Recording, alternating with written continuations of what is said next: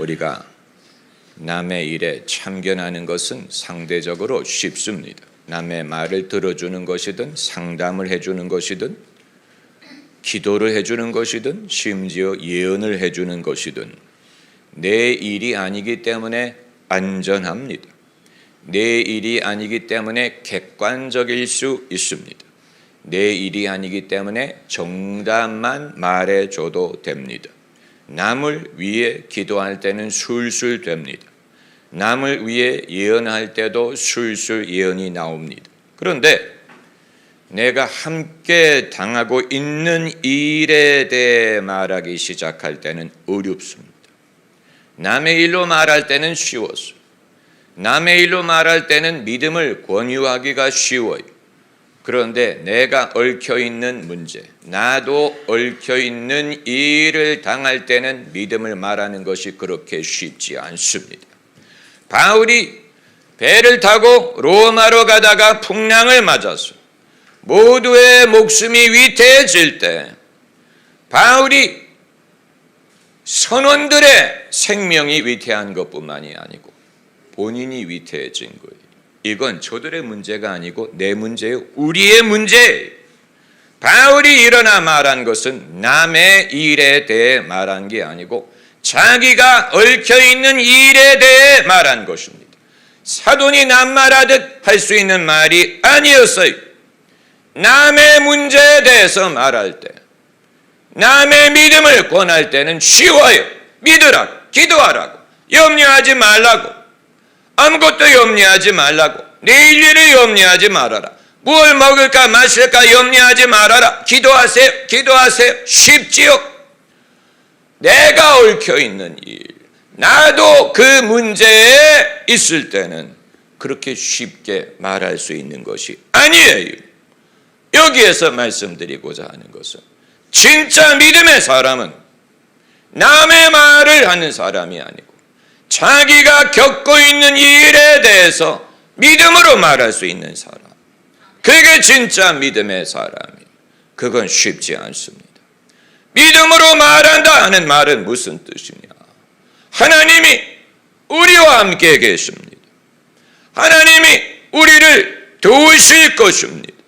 이렇게 격려하는 것뿐만이 아니고 그대로 되는 것을 보여주는 것입니다. 이건 흉내낼 수 있는 게 아니에요. 이렇게 되겠지요? 여보, 우리 기도합시다. 우리 기도합시다. 기도해야 되지요? 이게 아니고 하나님이 이렇게 도와주실 것 약속하셨습니다.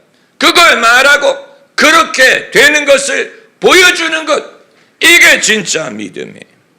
예수님도 이런 믿음의 모습을 보이셨죠. 배를 타고 제자들과 바다를 건너다가 풍랑을 만나셨을 때 제자들만 위태한 게 아니잖아요.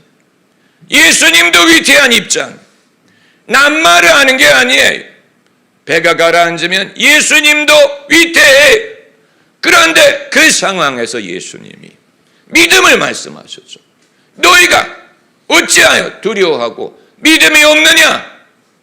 예수님이 당신도 지금 위태한데 바람과 바다는 안중에 없고 제자들이 두려워하는 것을 지적하셨어요.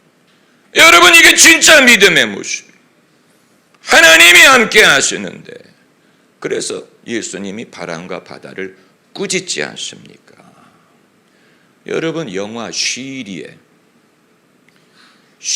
송강호와 한석규가 국정원 직원 아닙니까? 그런데 실험실에서 액체 폭탄 실험을 하는 장면이 나와요. 연구원이 이 폭탄이 물처럼 보이는데 그 위에 성냥불을 떨어뜨리면 폭발한다. 그러면서 실제로 그 위에 성냥을 긋습니다. 그런데 송강호와 한석규는 태연하게 바라보는데 그 뒤에 있는 젊은 요원은 터질까봐 막 몸을 비비꼽니다. 그래서 연구원이 성냥불을 훅 분 다음에 한석규와 송강호가 돌아서서 너 낙하산이지? 안 보셨구만. 그 상황에서 폭탄이 터지면 다 죽는데 태어난 사람이 있고 두려워서 몸을 비트는 사람이 있더라. 예수님도 마찬가지였어요. 배가 가라앉으면 예수님도 피해를 입는데 그 상황에서 예수님은 제자들이 두려워하는 것을 지적하시고 너희가 왜 믿음이 없느냐 이걸 이게 정말로 믿음의 사람의 모습이에요. 우리가 남의 일을 말하는 것은 쉬워요. 저도 마찬가지. 목사는 늘 성도의 신앙을 권면하는 사람, 성도에게 가르치고 성도를 위해 기도하고. 그러나 여러분, 제 믿음을 정말 볼 수 있는 때는 언제냐? 제가 얽혀있는 문제를 봤을 때, 그때 내가 어떻게 말하느냐? 거기에서 저의 진짜 믿음이 나오는 거예요. 제가 얽혀있을 때, 배가 가라앉으면 저도 가라앉는 그런 상황에서 우리의 입에서 어떤 말이 나올까? 그때 내가 어떤 믿음의 권면을 할 수 있을까?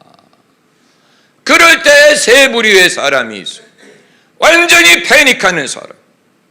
완전히 패닉하는 사람. 대부분의 사람이 그런 경우이고, 두 번째는 정답을 말하는 사람. 여보, 우리 기도해야 돼. 우리 기도할 게 많아요. 저는 누가 기도할 게 많다고 말할 때처럼 싫을 때가 없어요. 그건 문제가 있다는 말로 들리기 때문에, 마치 숙제를 안겨주는 것처럼 느끼기 때문에 우리 기도할 게 많아요 하면 겁부터 납니다. 무슨 문제가 생겼을까? 그건 정답을 말하는 것이고, 진짜 믿음의 사람은 세 번째 부릅니다. 그것은 뭐냐? 이 상황에 하나님이 함께 계시니 염려하지 말라고 말하는 사람. 우리가 기도해야 된다는 말을 하는 게 아니에요. 우리 기도해달라 이 말을 하는 게 아니고, 염려하지 말아요. 하나님이 지금 우리와 함께 있습니다. 계십니다. 그 말을, 이게 세 번째 부류의 사람. 바울이 이런 사람이었죠. 바울이 이게 즉시 된 게 아니에요. 풍랑이 일어나자마자 바울이 이 말을 한 것이 아니고 사흘째 되는 날, 오늘 이 본문의 사건은 사흘째 되는 날, 사흘째 되는 날 바울이 일어나서 말하기를, 여러분이여 염려하지 마시오. 내가 섬기는 하나님의 사자가 어젯밤에 나에게 나타나 말씀하기를, 바울아 두려워 말라. 너와 행선하는 자를 내가 더 다 너에게 주리라.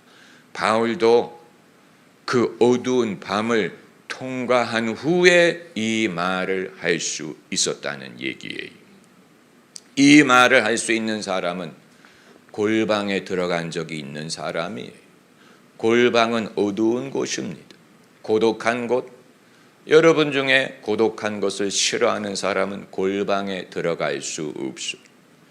여러분, 이 시대에 SNS에 대해서 제가 제일 염려하는 것은,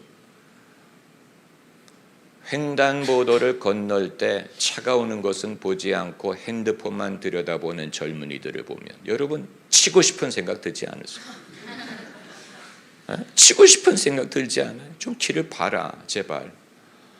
차가 오든 말든 핸드폰. 그런데 핸드폰만 들여다보고 사는 사람에 대해서 제가 염려하는 것은 골방에 들어가지 않을 것 같이 보이기 때문에 그래요. 골방에 들어가려면 핸드폰을 꺼야 됩니다. 골방에 들어가려면 골방에 계신 하나님을 믿고 하나님과의 나만의 대화를 나눌 수 있어야 되는데, 사람들이 길을 가든 잠자리에 눕든 수업을 하든 핸드폰을 들여다보지 않을 수 없다는 말은 혼자 있기를 주저한다는 얘기. 혼자 있는 것을 견디지 못하는, 누군가와 연결이 되기를 바라는, 누군가가 항상 constant, 항상 누군가와 연결이 되지 않으면 견딜 수 없다는 것을 보여주는 것이고, 이것은 이들의 영혼의 빈곤함을 보여주는 것입니다. 심령이 가난한 자는 복이 있나니 천국이 저희 것이라고 했는데, 여러분, 한시도 혼자 있지 못하는 사람은 은밀히 계시는 하나님과 교류하려고 하지 않을 것입니다. 바울이 밤에 사자가 나타나서 말하기 전까지는 바울도 그 마음이 어두운 밤과 같았을 거예요. 내가 무슨 말을 해줄 수 있나? 내가 사도인데 사도가 이 사람들에게 무슨 말을 해줄 수 있나? 본인도 할 말이 없지. 그런데 여러분, 밀실에서 빈 방에서 하나님의 음성을 듣습니다. 저희 교회가 열심히 기도하고 성령의 은사를 구하고 서로 위해 기도하는 것을 여러분이 없인 여기지 마시기를 바랍니다. 이거 정말로 말씀드리는, 왜 저 사람들 유별나게 저래? 왜 저렇게 유별나게 기도해? 이런 식으로 보지 말고, 우리가 이 세 부류의 사람 중에 첫 번째, 패닉하는 사람, 그건 믿음이 없는 사람이죠. 인생 대부분의 사람이 여기에 해당. 패닉하는 사람. 두 번째 부류는 그래도 나아요. 정답을 말하는 사람. 여보, 당신 기도해야 돼. 얘야, 너 좀 교회 좀 다녀라. 너는 뭐가 되려고 그러냐? 이런 식으로 정답을 말하는 사람, 그것도 쉽지 않아요. 그러나 우리는 거기에 머물려고 하지 않고 하나님이 함께 하시는 차원에서 말하기를 원합니다. 하나님이 함께 하시는 것을 내가 알기 원하는. 할렐루야. 자리에 앉아서 저를 바라보시기 바랍니다. 저를 바라보세요. 할렐루야. 아주 중요한 시간. 아주 중요한 시간. 온 세상 사람이 소경일 때 눈을 하나라도 보는 사람은 왕이에요. 그렇잖아요. 평소에는 눈이 하나라고 없인 여길지라도 모든 사람이 소경인 세상에서 눈을 하나라도 보는 사람이 왕인 것처럼 이 세상 사람들이 다 패닉할 때, 다 두려워할 때, 하나님을 느끼지 못할 때 하나님이 없이 인생을 판단합니다. 하나님이 없이 자녀의 삶을 판단해. 하나님이 없이 돈 문제를 바라봐요. 하나님이 없이 건강의 문제를 바라봐요. 하나님이 없이 바라보면 다 두려워요. 소망이 없어요. 하나님이 없이 인생의 문제를 바라보면, 그러면 무슨 위로가 될 수가 있습니까? 무슨 힘이 되는 말을 해줄 수 있어? 그렇잖아요. 남의 일을 말할 때는 쉬워요. 내가 함께 당하고 있는 이 일에 대해서 말하는, 그게 어려운 거예요. 나도 코가 석자일 때, 만약에 이 배가 가라앉으면 나도 가라앉는데, 나도 이 일에 얽혀 있는데, 내가 위태함을 느낄 때, 내가 걱정이 되는데, 죽으면 함께 죽을 것 같을 때, 그때 믿음을 말할 수 있는 사람, 믿음을 그냥 믿으세요. 믿어야지. 이게 아니고, 내가 섬기는 하나님이 말씀하셨어. 우리 중에 아무도 죽지 않는데 걱정하지 마. 나는 내게 말씀하신 하나님을 믿노라. 왜 우리가 같이 열심히 기도하고 성령의 은사를 사모하고 예언하기를 원하고, 왜 이렇게 하느냐? 광신이기 때문에 이런 게 아니에요. 우리를 오해하면 안 돼. 오해하면 안 돼. 만약에 우리가 이걸 하지 않는다면 패닉하는 사람이 되든가, 정답을 말하되 아무런 힘을 줄 수 없는 사람에 그치고 말 것입니다. 이미 우리가 해봐서 알잖아요. 해봐서 알아요. 남에게 사돈이 낱말하듯 말하는 게 아니고, 내가 얽혀있는 일에 대하여 이 배가 가라앉으면 나도 죽을 텐데, 그 상황에서 염려하지 마세요. 내가 섬기는 하나님이 어젯밤에 나에게 말씀하셨다. 너와 행선하는 모든 사람을 너에게 주리라. 할렐루야. 한번 따라. 너와 행선하는 자. 그건 우리의 가족, 같이 가는 사람이니까. 성도, 같이 행선하는 사람. 여러분, 저에게 붙어 있으세요. 왜냐하면 저와 행선하는 자를 주실 것이기 때문에. 떠나가면 떠나가면 여러분 혼자예요. 여러분이 저하고 붙어 있어야 저하고 행선하는 자를 하나님이 구하실 때 여러분에게 그 혜택이 임할 것입니다. 떠나가면 혼자예요. 저하고 붙어 있으세요. 믿는 사람과 붙으세요. 하나님이 함께하는 사람과 붙어 계세요. 그래야 주님이 바울에게 너와 행선하는 자, 함께 행선하는 자를 다 너에게 주리라. 그 말은 구원하리라는 말이에요. 네가 살아야 되기 때문에, 내가 가이사 앞에 서야 되기 때문에 너를 살릴 텐데 너와 함께 행선하는 자도 살릴 거야, 이 말이에요. 이 사람들이 바울과 같이 행선을 하기 때문에 산 거예요. 바울과 함께 있었던 것이 이들에게 생명이었어요. 여러분, 온 세상이 소경이라도 한 사람이라도 눈을 하나라도 보면 임금이 되는 것처럼 모든 사람이 의심하고 두려워할 때 한 사람이라도 하나님의 음성을 들을 수 있는 사람이 있다면 그 사람 때문에 나머지가 함께 살 것입니다. 본문의 사건이 그거예요.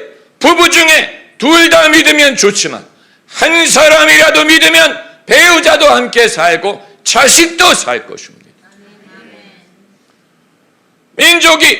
우리 민족이 다 교회 다니고 다 예수 믿으면 좋지만 그렇지 않다면 소수의 정말 하나님을 경외하는 사람을 인하여 이 민족이 살 길을 얻을 수 있음을 믿어야 돼요. 여러분, 우리가 그런 사명감을 갖고 확신을 가져야 됩니다. 내가 예수를 믿어서 이 나라에 무슨 유익이 있을까? 이 나라는 내 말을 듣지 않아. 우리가 나라에 대해서 낙심하면 누구에게 유익이 됩니까? 정치든 경제든 교육이든 문화든 도덕이든 성윤리든 나와 상관이 없는 일이야. 세상이 지옥으로 가든 말든 내가 할 수 있는 일이 뭐야? 라고 하면 그대로 될 것이고, 아니다, 소돔에 의인 10명이 있으면 살려주리라고 했는데 내가 이 세상의 빛이요 소금이기 때문에 내가 믿음을 지키는 것이 내게만 유익하지 않고 내 집에도 유익하고 우리 가문에 유익하고 이 나라를 하나님이 살리실 것이다. 이걸 우리가 믿어야 돼. 너희는 세상의 소금이라고 하셨죠. 너희는 세상의 빛이라고 하셨죠. 빛이 되라고 말씀하신 게 아니고 빛이라고 말씀하셨죠. 우리가 세상의 빛이요 소금이 믿지 않는 게 문제죠. 믿지 않기 때문에 그 역할에 대한 확신이 없는 것뿐이죠. 믿으면 이게 내가 나만을 위해 믿는 게 아니야. 내가 왜 믿음을 지켜야 되느냐? 나만을 위한 게 아니구나. 나만을 위한 게 왜냐하면 하나님이 나 한 사람을 살리기 위해 행선하는 모든 사람을 살리실 것이기 때문에 나 한 사람이 할 일이 있기 때문에 나를 살리실 거예요. 죽지 않고 살리라.